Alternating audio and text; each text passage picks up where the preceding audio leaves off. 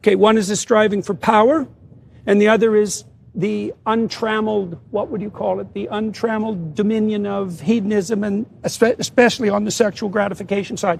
So it's like, if there's no ultimate unity that's future and community oriented, that's predicated on sacrifice, you get a dissolution immediately into the next two contenders for domination. And one is, it's about me, buddy, and get the hell out of the way. And aligned with that is, not only is it about me, it's about me, what would you say, subjugated to my most base whims, because why would I want power except to do exactly what the hell I want whenever I want to?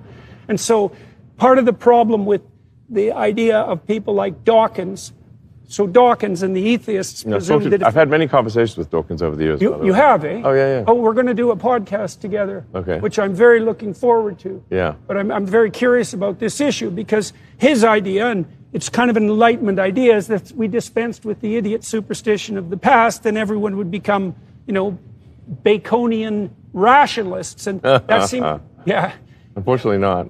No, well, what seems to me to happen much more likely is that power and hedonism rise to take the place of what was holy, so to speak. And Nietzsche warned about that when he proclaimed the death of God to begin with. He thought nihilism would also enter the realm, right? Sure. Nihilism, power, and hedonism as the triumvirate of replacement gods.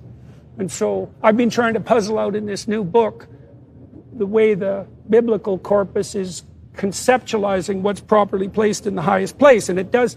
That's part of the reason I was asking you about the natalist issue, because you figured out 20 years ago, that's a long time before anybody had been talking about longer. this.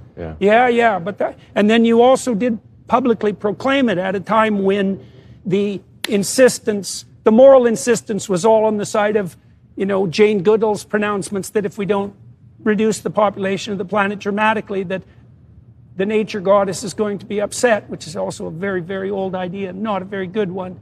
So I'm very curious about your intuition there. Like, that's a long time ago. And so how did you cotton on to the fact that antagonistic attitude towards birth that's embedded in our culture now was something that should be called out and that was pathological? Well, I should perhaps go back to what is the foundation of my philosophy, because that I think helps build up, to explain my actions. When I was, about 11 or 12 years old, I had somewhat of an existential crisis, because there just didn't seem to be any meaning in the world. Like, no meaning to life. And so I actually tried to read all the religious texts. At that age? Yes. Okay. So I was a voracious reader as a kid. So I